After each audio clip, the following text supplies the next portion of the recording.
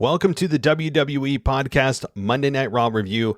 I've got a co-host here tonight, longtime patron and supporter and listener of the show. Sean Harford is back to talk about Monday Night Raw that saw the return of Dexter Lumis. We saw AJ Styles go one-on-one with The Miz, an amazing United States Championship matchup, and yes, more hints that Dominick could actually be turning heel. Let's talk about that and everything else right after this. If you're looking for a fun new podcast to listen to, check out Review That Review with Chelsea Don and Trey Gerald.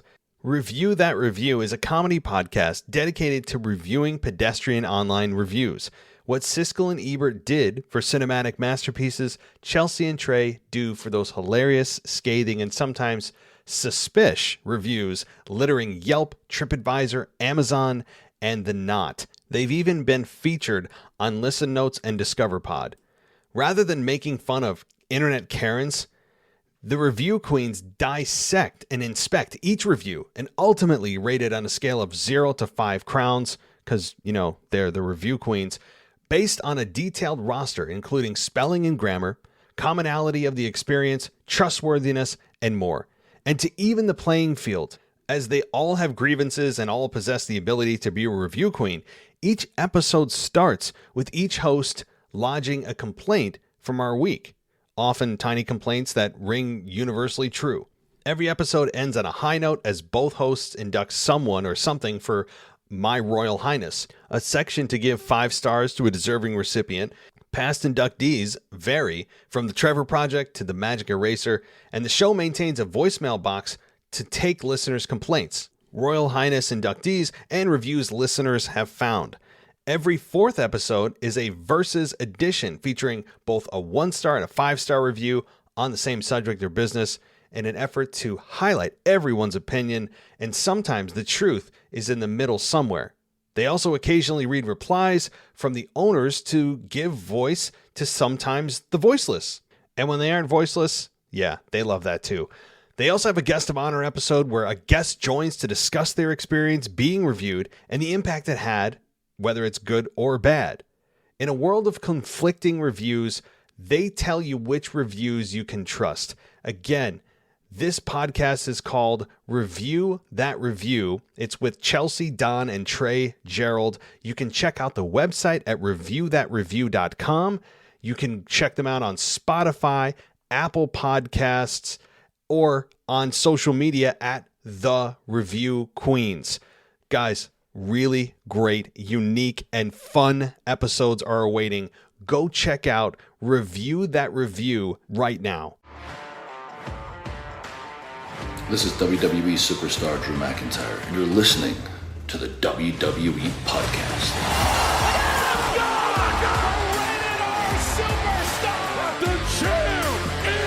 The one that everybody wants, me. Becky Lynch is going to WrestleMania. Claymore! Austin 316 says I just whipped your ass. This is my iron. You're going to acknowledge me. Welcome to the WWE Podcast, everybody. We have got a great show for you coming up in just a couple of minutes. We've got Sean Harford joining the show to talk about Monday Night Raw and some other high-level stuff. Great conversation with him, a patron of the show, and you guys can also join the show and be a co-host on one of our episodes once a month. If you are on the $10 tier or higher on Patreon, you can come on and host one of the shows with me. You can be the Week in Review. It could be the Monday Night Raw review. Pick one, and that show is yours. All you have to do is sign up as a $10 patron or more on Patreon, or you can just get yourself in the door and just say, I want everything ad-free. I know ads can... they can disrupt your listening experience, but I'm very appreciative of the sponsors we have, and they do pay the bills. But I understand from a listener's perspective, it can get a little bit laborious. And the way that you can get rid of that is just going to Patreon. And for $1 for the entire month, you get every show we ever do ad-free. How about that? So that said, by the way, that's patreon.com/WWE podcast. So again, we've got Sean with us. He'll be joining us. And just so you know, the rest of the week, tomorrow is the mailbag / recording my 1-hour video that you guys can check out on the DuPont network, DuPontNow.com. every Saturday night. We do a 1-hour show called the WWE Slam on that streaming service, and I hope you check it out. Go sign up. It's also 100% free, and you can watch a bunch of other live TV. So, all right. That's enough of me plugging my stuff, but I want to let you guys know how to get rid of the ads if you so choose. If you so choose, that's how you do it. And by the way, you get to get in the Discord server where you can chat with a bunch of other wrestling fans, and that's always a cool thing. So, all right. Thanks, everybody, for listening. I'll be back tomorrow with the mailbag, or probably late tomorrow night, early Thursday, more likely, right? I'm not good at releasing that Wednesdays. I'm really going to try. I'm going to make a concerted effort tomorrow to try to actually release it on the day it's supposed to be out. Okay, I'm going to do my job tomorrow, I hope. If I don't, then I don't know. Somebody can hit me with a super kick or something. All right. So, all right, everybody. Thanks for listening. And here come Sean and myself with everything Monday Night Raw. Here we go. Thank you, everybody. And I'll talk to you next time. All right, everybody. Welcome to the WWE Podcast Monday Night Raw review. I've got a co-host with me tonight, patron Sean Harford. You guys know him. He's been on the show many times before, and it's great to have him back here to talk about Monday Night Raw. And first of all, Sean, how you doing? And did you enjoy Raw? I am doing pretty good. It's good to be back. It's great to talk with you again. And I thought Raw was kind of like a very eventful night. Got to see some couple of faces. Actually saw a few new faces maybe, and some from NXT. Even the arrival of the women's tag team tournament, which I'm going to find very, very interesting in the coming weeks. Yeah, maybe I'll start there because, of course, we could talk about the ending and Dexter Lumis and some other things, but the women's tag team tournament, they, I think, have put together a nice array of teams. Some of them a bit thrown together. Others, you could make the case that they're quote unquote a team, and that's fine. And I guess my question is to you, how do you like the tournament structure, and do you think it's a good time to reintroduce the women's tag team championships? Well, maybe I would say yes and no, because you see a couple of the faces that you like: Sonya Deville, Alexa Bliss, Asuka, Tamina, Natalya, and there's even one team, and it's actually from NXT, which is actually kind of surprising. And I actually saw when I was looking at NXT earlier, and saw one of the players. I forgot her name exactly, and it's because I don't know much about them. They're like these new NXT Next Generation. But maybe it could be like the next step, like be able to see who would this time be able to be the champions. But despite the fact I know we had champions before in Sasha Banks and Naomi, but due to the fact that they left the company, now we can have maybe a better future of new champions. I hope so. And you know, when you look at the brackets right now, you have a couple of individuals on here that I don't think a lot of people are familiar with, including myself, because I don't watch NXT a whole lot. It sounds like maybe you don't, and honestly, probably most fans don't. When you look at the ratings, they're like a third of Monday Night Raw. So you take one out of every three that actually watch Raw, watch NXT. So I think it's fair to assume that. But my point is, when you look at the brackets here, you have Nikita Lyons and Zoe Stark. Yeah. And I look at that, I'm like, not that I don't. It's not that I dislike that people we don't know are in this tournament. I think it's a great way to introduce tag teams. But I think you're going to have a lot of people shaking their heads like, who's this? And that's the way you introduce them. You got to introduce them at some point. But yeah, that's one of the teams. And this past week on Raw, we saw Tamina and Dana Brooke team up to face Io Sky and Dakota Kai, and Io Sky and Dakota Kai win this match. Did you expect them to win? Was there any doubt for you? No, I don't think there was any doubt exactly, because they came back for one reason, and because they felt when they were they were in NXT, and they felt, because sometimes wrestlers or divas can think to themselves that they're being overlooked, and that can happen sometimes. If they were probably overlooked by management, and they decided they needed to make a name for themselves, and why not do it at SummerSlam, which they did with Bayley, which was even surprising.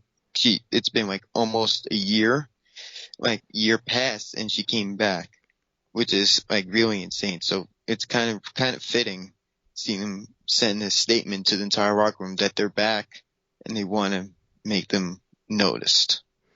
And I think fans are welcoming of them, and Bailey messed up their names this past week, which was funny, but I'm also to be fair, I'm messing it up too, because Sky, Kai, it's very similar. So I understand why she did, and the fans got on her, but then she acknowledged it, which was pretty funny, like telling us to shut up. Now, when you look down the bracket, you have Alexa and Asuka facing Nikki ASH and Doudrop. That'll presumably happen next week. And I don't think there's any doubt in anyone's mind that Alexa and Asuka are going to advance. So we can essentially give them a bye into the next round to face Io Sky and Dakota Kai. Do you think, again, we're getting a couple of steps ahead, but when you look at the finals of this bracket, and I don't know if you have them in front of you, but do you have any idea of who could be in that final match, or just if you want to cut to the chase, who do you think is going to actually win this tournament? You can answer either. That's a really good question. So particularly, I am not exactly sure how I really see it panning out, because I know there's like so many great teams, so many interesting teams, and even the NXT one, which some don't know about, even if those that watch NXT probably know about it. And maybe it's gonna be like a bit of like who's gonna be more dominant, who's gonna be come out on top, and who has the best momentum leading up to the finals and semis. Yeah, I mean, that's definitely the case. And when I look at the actual bracket myself, there's really not a certain team that stands out like, oh, definitely these two. I mean, I guess from a star power perspective, Alexa Bliss and Asuka will probably make it to the finals. I would imagine they'll make it to the finals to face a heel team of Xylee and Shotzi, or Natalya and Sonya Deville on SmackDown. I'd imagine it's probably going to be Sonya and Natalya versus Alexa and Asuka. Of course, things could change, but that's my best guess right now. I've also heard rumors of Sasha and Naomi returning, and I don't think it's going to be imminent, but that has been on the rumor mill pretty darn hot over the last several weeks, that Triple H has kind of smoothed things over with Sasha Banks and Naomi. Do you think that there's any chance that, not that they'd make an entry into this tournament or anything, but in the next couple of months that you could see, or would you even want to see Sasha and Naomi back in the WWE? Yeah, I wouldn't mind. I think that's a yes, and because I don't think they would. I wouldn't mind. I don't know about entry into like the tag things, because now they had their championship thing, and they kind of threw it at the fans' throats, leaving on us, which was just heartbreaking. It hurt the fans. It hurt everyone. Because they were so liked, so like respected by everybody, and seeing that Triple H is going to bring them back is actually going to be surprising. And I was more surprised than SmackDown the other day. This is actually true. I was surprised by carrying a cross. Like, oh my god. Oh yeah, and carrying Cross. I know it's on SmackDown. We're talking Raw, but carrying Cross right now. I mean, you talk about a guy that I think Triple H acknowledged that Vince didn't see the potential in him. Tried to create like a cartoon character out of him, putting him in a mask, which was essentially the death sentence for his character. And then he was just let go shortly thereafter. They bring him back. Triple H brings him back, and he's shot into the main event instantly. We don't know what his role's going to be with the World Championship. He attacks Drew and then stares down Roman. You'd imagine that means I'm going to get through Drew, and then I'm coming for you, Roman. That's kind of what I took from that. TikTok. What does that mean? That's the question. Yep. Yeah. Time's ticking. I think he wants that belt. And this is a man on a rampage. He is hellbent. And he looks just so much more natural. Just street clothes. Don't try to over gimmick it. Yeah. And he grew hair. Exactly. And it looks good. I love the look, I got to say. I like it too. All right. Back to Monday Night Raw. I guess switching gears a little bit here into really, to me, the match of the night. so damn good, better than I expected. And that is the United States Championship match. Bobby Lashley takes on Ciampa, and really a match that brought me in. Yeah, I was interested in this match to begin with, but by the end of it, I was watching every move. I mean, the crowd was really brought into it. They were emotionally invested. Ciampa had an amazing showing. And for those that didn't see him in NXT, I think you see now why Triple H has said many times he would like to face Ciampa if he ever could, and he won't. But if he could, in a fantasy environment, get in the ring with Ciampa. And I think you saw why Ciampa was the NXT champion for a while. He was one of the foundational pieces and faces of NXT. So those that didn't get to see NXT's Ciampa, for them, Ciampa has arrived. How did you like this match? It was amazing, and to see the match was pretty good, hands down, giving it 5 stars. And the only way, and to do your thing about Triple H and Ciampa, you can only see it in WWE 2K, of course. Right. It's true. So basically, and then seeing that Miz was at his ringside, and then next you know, you see AJ Styles being like, no DQ, he ain't letting him like try to ruin Bobby Lashley's chances of losing the title, which is smart because I know they're having beef with each other, and Miz still kind of sore with Logan Paul. And I mean, Logan Paul is still going to get in his head. I know it for sure. He'll come back soon. Definitely try to keep feuding with the Miz. Cause I know Miz is still sore at Logan Paul for him about turning down his offer to be a tag team. Cause really the Miz, sometimes he just talks too much, and that his attitude and his demeanor can really get him into trouble. Definitely. Yeah, this is something that I think is going to be, maybe Lashley and The Miz face off at some point for the United States Championship. The Miz and Logan Paul, though, you're right. I don't know if it's really over, but we haven't heard from Logan Paul. I don't know what his next matchup is. He did say he's like dealing with some of his merch or something in a tweet, like a few weeks ago. Okay, yeah.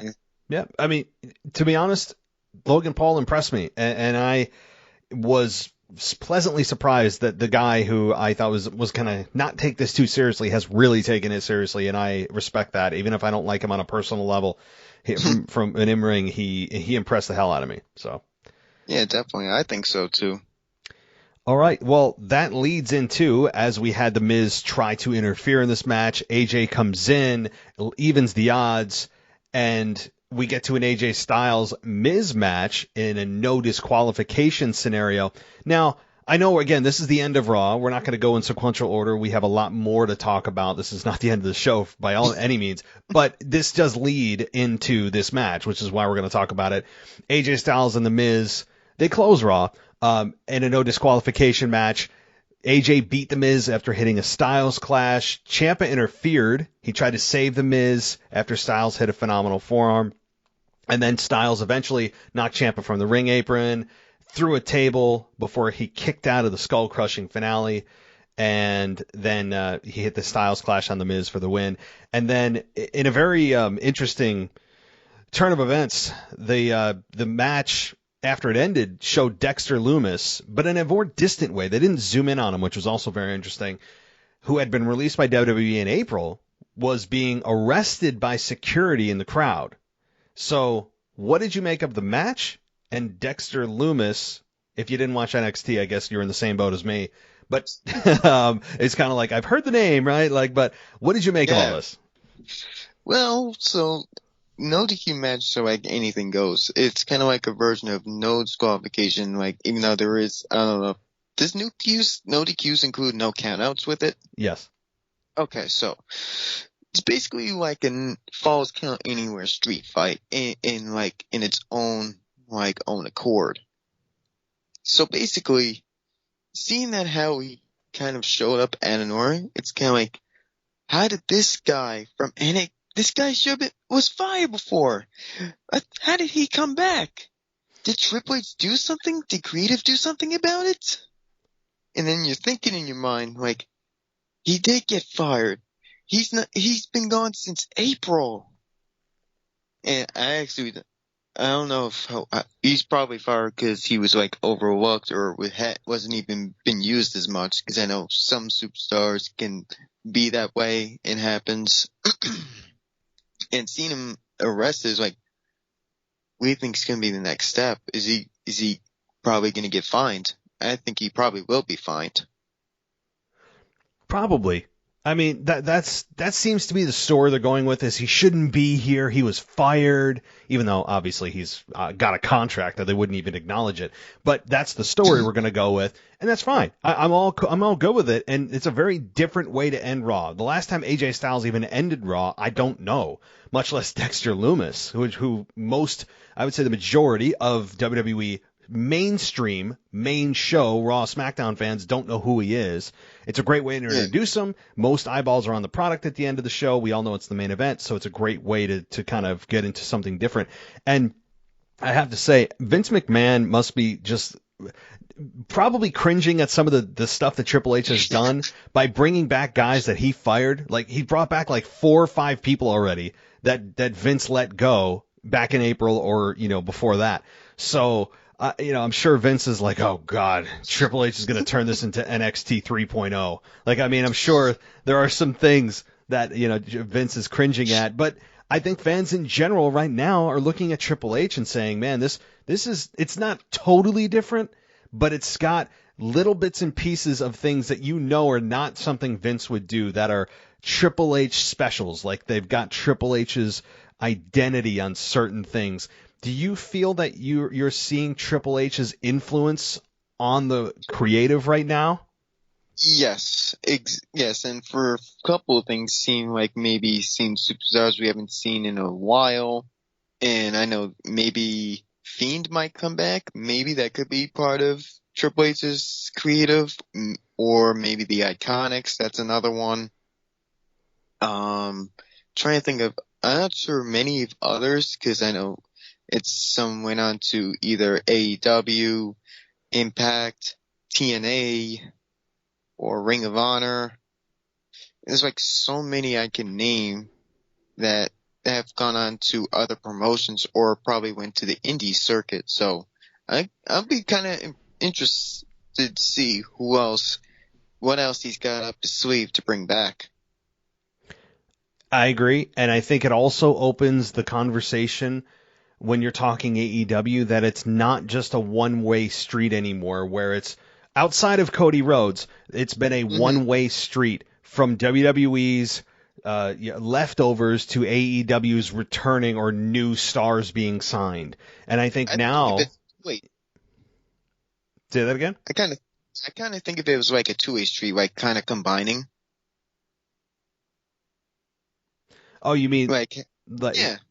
Yeah, I mean, I just think that right now with AEW, they need to be a little bit concerned that Vince is gone. Not excited or elated. I think that they looked at Vince as actually a benefit to them, because he's the old guard. He's not in touch with the fans. He doesn't understand what the fans want. And now Triple H, who's a younger guy that actually competed in the ring, has gone through many levels of management in WWE, different roles, wore different hats.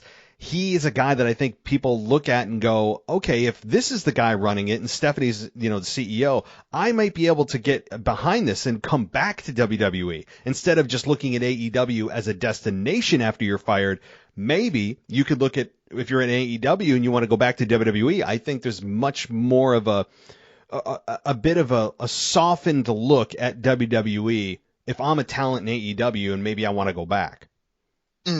Yeah, maybe something like that. Yeah.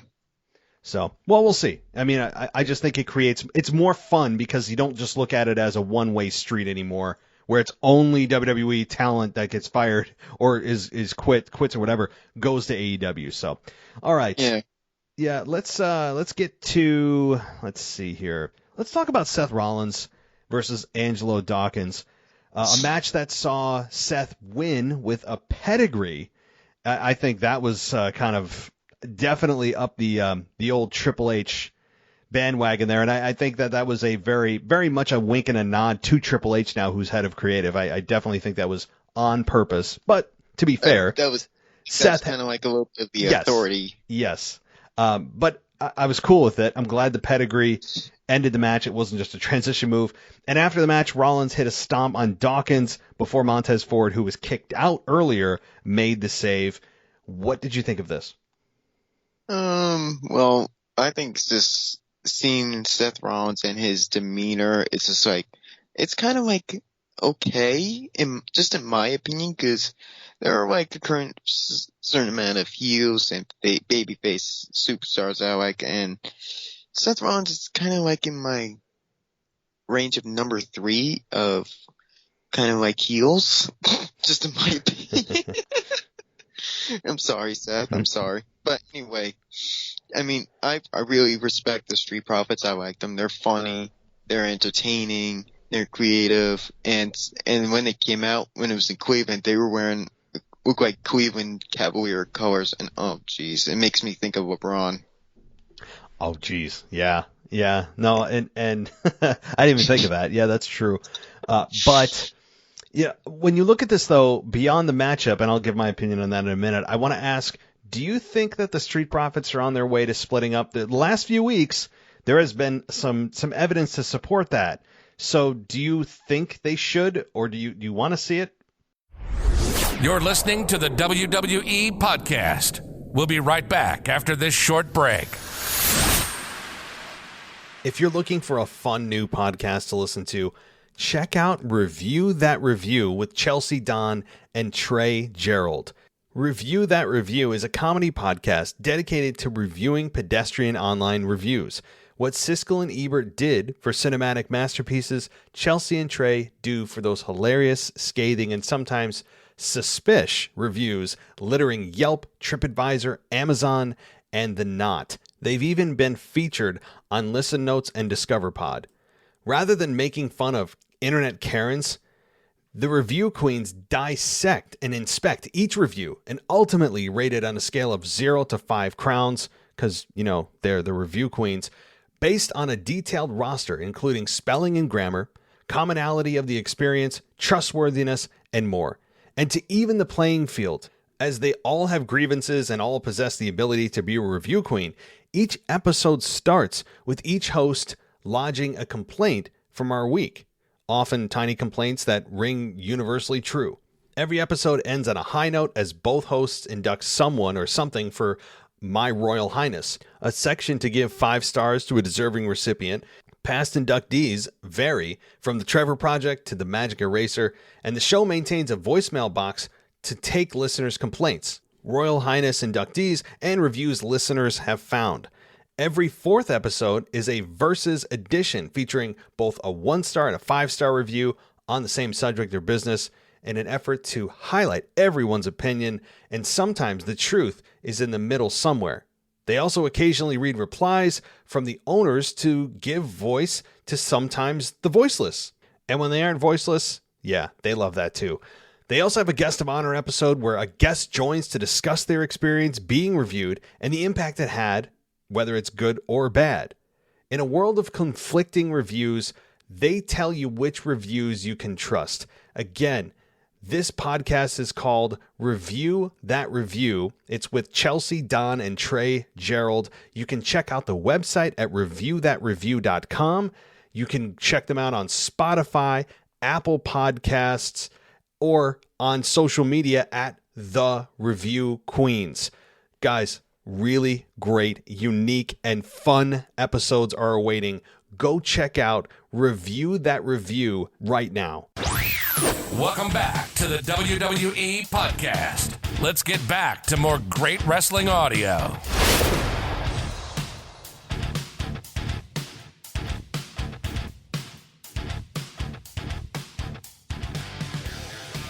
No, I like seeing them as a team because it includes more of the entertaining, more of the hilarious and funny stuff.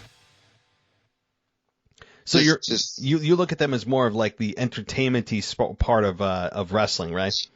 Yeah, and when they're together and when they're in the ring together, they're great. I like seeing them in the ring together. They make a good tag team. No, they do. I think they do, and I would say, though, that based on the last few weeks, not so much this past week, it wasn't overtly obvious that, oh, man, they're splitting.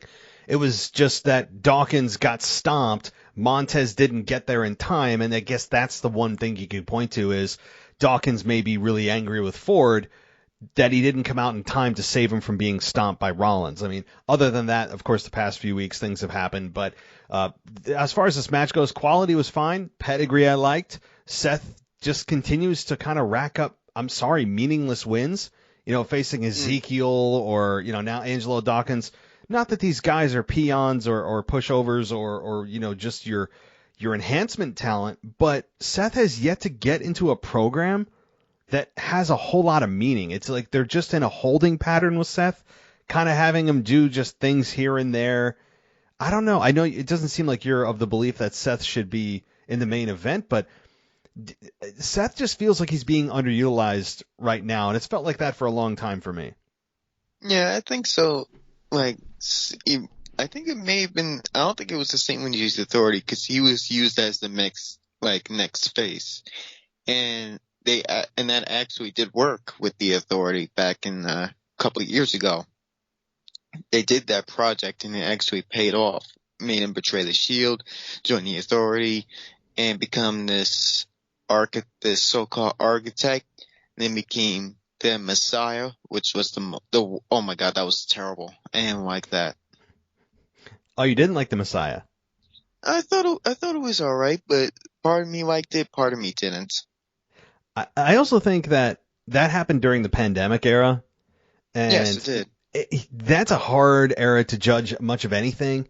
I mean, we can go back just because with the no live crowd there, and plus you don't know really what they were saving for when a crowd came back, and they were giving you the best they could, but not giving you their biggest storylines because why would they? They're in front of nobody. Why would you blow that in front of no one? I get it. But so it's hard to judge. Who knows how that would have resonated if you were actually in front of 15,000 people every Monday night? But all right. So let's move on here. Kevin Owens then powerbombed Ezekiel onto the ring apron and forced officials to stretcher Ezekiel away, which ended that match. So Kevin Owens goes to the old trick in the hat there of powerbombing his opponent onto the apron, and Ezekiel is stretchered away. Your thoughts? I think he just snapped. That's all I gotta say on that one. Just snapped. Do you think? Yeah, short and sweet. Okay. Yeah. No. I mean, he did. But do you think this is obviously going to turn into a much longer program with Ezekiel and Kevin that I thought was done, and now it continues? I didn't think it was done. I think it was something that was still looming around there in the shadows, and definitely he still thinks he's Elias, and I don't think so. I think Ezekiel is Ezekiel, and Elias is Elias. Simple as that. Or Elrod, or whoever. Hell's Rod. I don't know. Maybe he'll face Elrod next. He'll make his debut for vengeance on Ezekiel. But it just feels like Kevin Owens he's been with Ezekiel since essentially he brought Stone Cold Steve Austin out of retirement. I mean, you talk about a fall from grace. Like you bring the best of all time out of retirement after 19 years, have a main event of WrestleMania, and then you just go into a program with Ezekiel. I mean, it's amazing. Yeah, I think he just lost his damn mind. Something like that. Something. Yeah, no, I hear you. So, all right. Then we get a little more interesting here. Finn Balor versus Rey Mysterio. Oh, I definitely want to talk about this. Yeah, there's a lot here. There's a lot, as they say, unpack, and it's true because, okay, Finn beats Rey after hitting the coup de grace. Edge came to ringside to help Balor, but the Mysterios were ultimately defeated when he was distracted by Ripley, who had brought a beaten and bloodied, kind of, Dominick to the entryway after attacking him, assumingly attacking him backstage, and then Dominick had refused to come to the ring with Rey when Rey backed Edge earlier in the night. And what the heck was that? Is he holding? It seems like he's holding because Edge did get him accidentally. He did apologize, and somehow he's feeling a little bit of a grudge. And I know Rey and Edge, they're actually very good friends. They both knew each other ever since for 20 something years. And Dominick says he's known his father for 25 years. since he was a kid, obviously.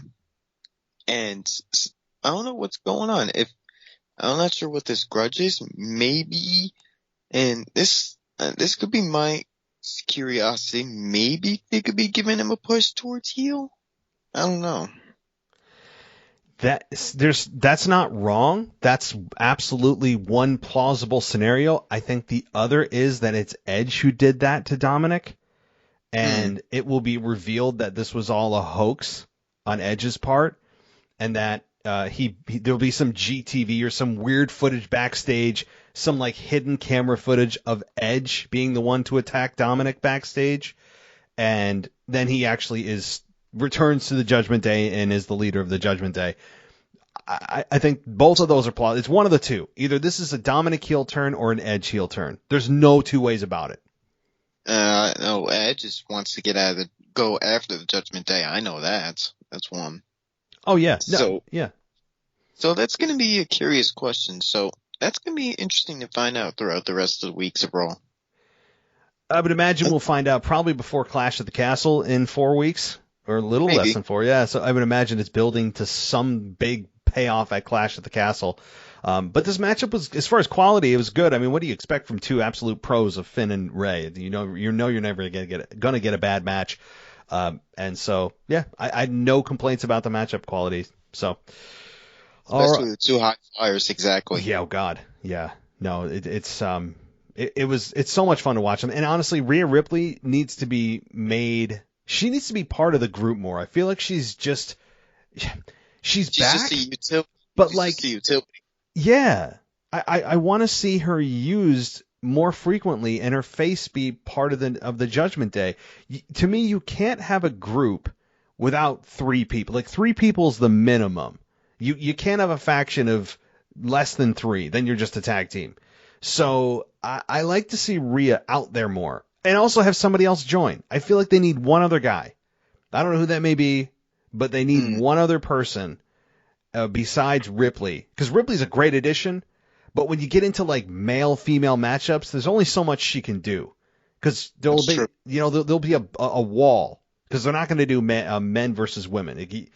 You just can't do it, especially in this day and age. So that's what I think. I mean, Rhea could have her. Yeah, go ahead. Back in the day when mixed tag match used to be a thing, and now it's kind of like quiet. Oh yeah. Yeah. No, well, then there was a difference between mixed tag team matchups and like intergender, which meant the men can compete with the women and vice versa. But yeah, mixed tag is men compete with the men, women compete with the women. So they could do that. But Rhea has been, attacking Rey and Dominic like left and right. So I just want her to be a more prominent piece of the Judgment Day, because people love her in that group. Yeah. And it needs to be like more like used in different situations and just like do then just do one small thing and then another small thing. Like, really? Come on now. You gotta do more. Prove your worth. Exactly. All right. So let's talk about this segment here. Part of this, what I'm going to describe, I actually somehow missed, and I'll ask you to give your analysis on this whole piece I somehow missed. But Alexa Bliss, Asuka, and Bianca agreed to a 6-woman tag team match with Bayley, Io Sky, and Dakota Kai at Clash at the Castle. And then after the challenge was accepted, all 6 women began to brawl, and the action spilled into the crowd. But I also know that there's a segment that we were talking about off air with the police or something, and you can go ahead and explain that. So it was Asuka and Bliss. They were talking about their match between Nikki ASH and Doudrop, which will be coming next week. Don't miss it. And then you see Io Shirai. I say that because that was her original name, just to be fair. Dakota Kai and Bayley coming to talk to them. They interrupt their promo segment, and then as they're talking, you see this bunch of security coming from the back, going this way, and they're looking like, what the hell's going on? Why is security running all the way down into the garage? Something, and then there was another thing that I kind of missed. during Kevin Owens' interview after his match, you saw a black sedan wrecked and hit into like a wall. You can actually see if you actually saw that. Wow. Yep. Thanks, Hulu. Nope. So, I mean, I think the conclusion is it's Dexter Lumis, right? I mean, I would imagine based on what we saw at the end of Raw. Yeah. So, Okay. seeing that happen, and this is actually the first time in a while that's actually happened, it makes me think that Shane McMahon and Kane rivalry they had with each other, and that Have a Nice Ride, yanking wherever it was that he probably stuck to make the car go crazy, and then hit into the wire and into the trailer truck. Boom. You may be right. I mean, this is the stuff that I think that Vince wouldn't have done. Those are the elements that you look at and go, yeah, that's not a Vince McMahon thing. Like, that's Triple H all over. I mean, I think Triple H is carrying over some things that Vince did, but not everything. He's putting his own spin on things, and I love that. And I'll have to go back and actually watch those two pieces. Now, as we both said, this did lead to Dexter Lumis, and he was in the crowd, and the security was pulling him back, and seemingly he got arrested. I don't even know. He was. It looked like he was trying to get into the ring or attack AJ Styles. AJ Styles was staring into the crowd, but in a way that almost was like, oh, it's one of the rowdy fans. And I didn't see those other two segments, so I'm thinking, oh crap, is there a fan that is like getting out of hand trying to get into the ring? And so I didn't see those other two leading up to this, but do you think that, I mean, not that you and I know a ton about Dexter Lumis, but is this Dexter Lumis versus AJ Styles based on what we saw? That's going to be curious. I'm not sure how to really explain that, because right now he just showed up out of nowhere, and I think he's trying to send a message that I'm back and I'm ready to fight again. He's making a statement to the entire locker room that he's not going to go down without a fight. I probably. I mean, we have a guy that is defying authority. He's trying to get literally away from the authorities, and it seems like they did a pretty realistic job of making it feel like he shouldn't be there. Like that to me that's a plus. If you can make me believe that it looks like he shouldn't be there, whoever this is, in an era where you know everything is a work, then you've done your job. That's impressive. So, all right. Well, a few more things happen on Raw, and that is Omos defeating a couple of enhancement talents after hitting a choke bomb for the win. And I mean, I didn't catch the names of these two guys, but I don't. No, I didn't. Call them locals. Yeah, a couple of people, whoever's in the local area for wrestling. It feels like they're now going backwards with Omos, where he was actually starting to look as good as you can look for a guy that size in the ring. And he had a presence, an MVP behind him to do the talking. I would also imagine this is kind of just going, it seems like it's going backwards, but maybe there's also a holding pattern for Omos here. What do you think? Yeah. I mean, there's not really much to analyze about this match. Maybe they didn't have time to actually get a match for him, so they just here, he can go against some two locals and just go crazy. But what do you think the long-term plan is for Omos? I mean, what are they holding? What are they waiting for? Who are they waiting for? I can't see him as champion right now. That would not work. But who? Maybe return of another giant. That's maybe I wouldn't mind seeing maybe. And I heard this rumor. This is actually interesting. Maybe I'm not sure if this is true or not. Maybe return of Braun Strowman. I think maybe that's a maybe. That's the only thing I heard that from someone at my job. So I don't know much information about that. So, but back to the thing. So I'm not sure how they're going to steer this kind of thing for Omos, because right now he's just proving to everyone why he's the most dominant Nigerian giant in the business, and he just thinks he's just showing off pure strength, and that with MVP by his side, he pretty much has it all.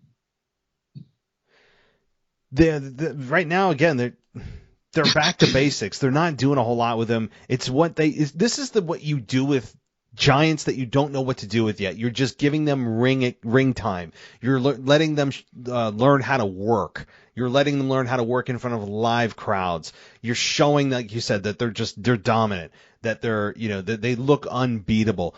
But the thing is, we've already known that about Omos. So it does seem like a step back, but it seems also at the same time like it's a holding pattern. So if it is Braun Strowman, I actually haven't heard that rumor, but I also don't look at a lot of rumors. So I believe that. And if that comes to be true with Braun Strowman coming back, then that would be a lot of fun.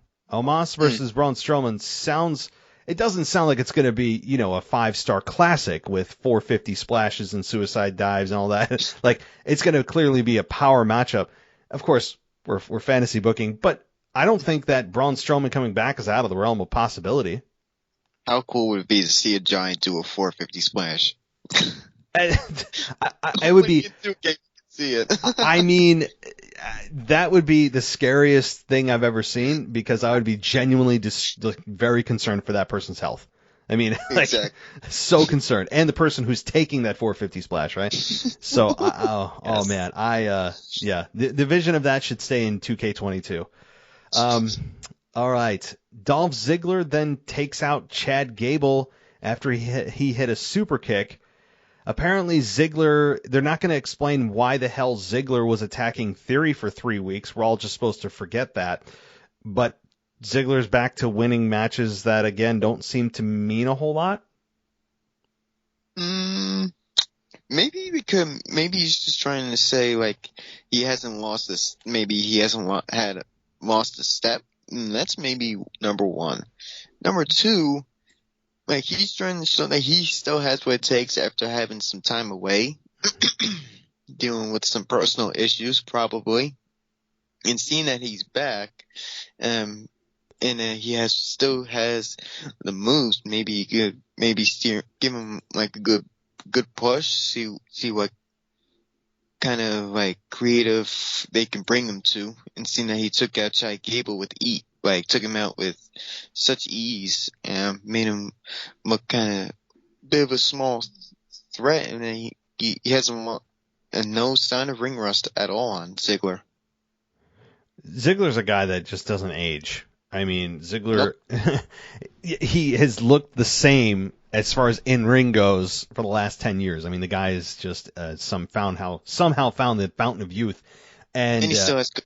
Yes. I mean, the guy, for everything that he's got talent-wise, it's really unbelievable that he hasn't been able to get to that top level and stay there. He won that. I think that the crux of his career was when he cashed in the Money in the Bank contract, like 10 years ago, whatever it was, and people lost their minds against, I think, Alberto Del Rio, right? It was Alberto Del Rio, and it was it was the world title. Yes, you're correct. Yeah.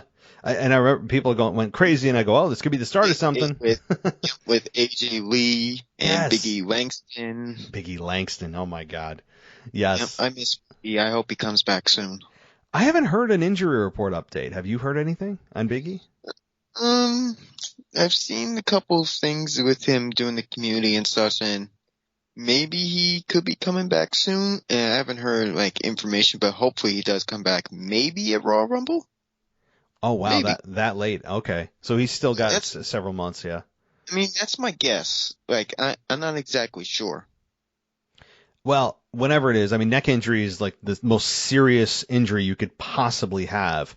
So he probably already had surgery. So he's probably getting there. I thought he said he didn't need surgery, but maybe, I don't know. That was the initial report, so I don't know if he has or was. I feel like Big E got hurt, and then that was like, I haven't heard from him since. Like, I'm just like, I haven't heard the timetable for return or anything. I mean, that pretty much covered Raw, but I also have a couple of large questions for you. And by all means, if you have no idea, then that's cool. But Roman Reigns and his title run that has been going on now for 2 years. Mm-hmm. What is your thought? Not, maybe what you want or what you think would happen when Roman drops the belt or belts? Definitely. This is a really interesting question right here. So this is how and John Cena couldn't do it. Riddle couldn't do it. Brock couldn't do it. Neither could Goldberg. I thought Brock had the chance though at SummerSlam until Tiny Theory had to ruin it all and just had to interfere when he wasn't supposed to. So seeing this, I'm not sure how it's going to pan out at Clash at the Castle. I think he's probably going to be still holding the belt. And I'm going to be thinking like, oh great, he's still champion again. Who is next that's going to take the title off this damn man? Well, Seth Rollins last week on Raw declared that he's got his eye on Roman Reigns. You also have Theory, who's still Mr. Money in the Bank.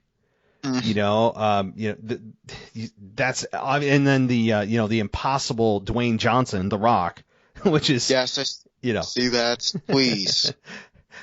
You'd imagine that they would have teased it already or something. Like you'd want to build this and promote the absolute hell out of it, because they just told us that tickets go on sale this Friday for WrestleMania 39 in LA, and that if they don't do Roman Rock this year, it's never happening. Like never.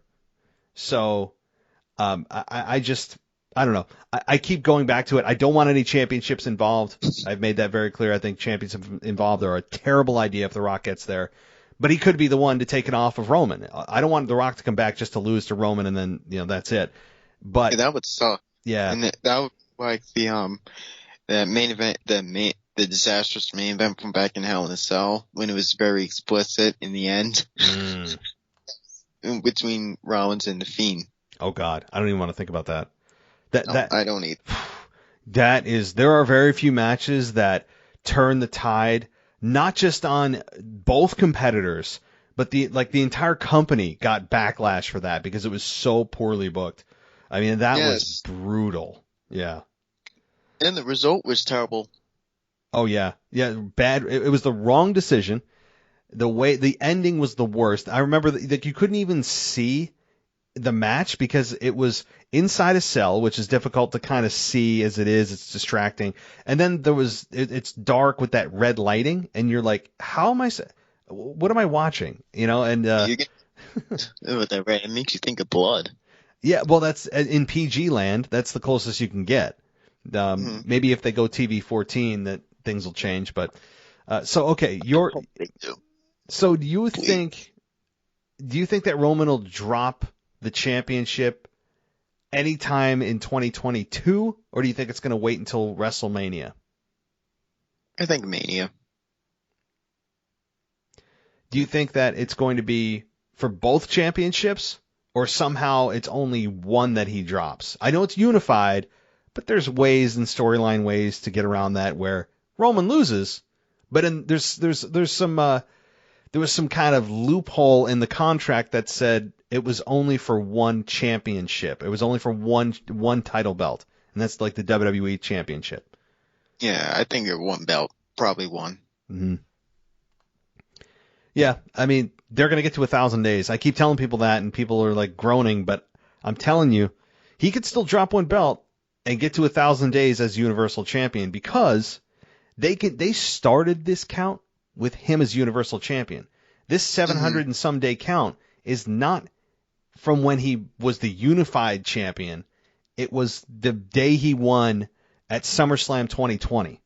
So they could easily get to that 1,000. Yeah. I don't want to see it. I'm kind of done with it. Are you tired of the Roman Reigns run, or are you actually still enjoying it? I mean, it's kind of like in the middle. That's how I see it. Maybe. Okay, so you're not totally turned off, but you're kind of like, all right, I'm ready to move on. Yes. Okay, got it. All right.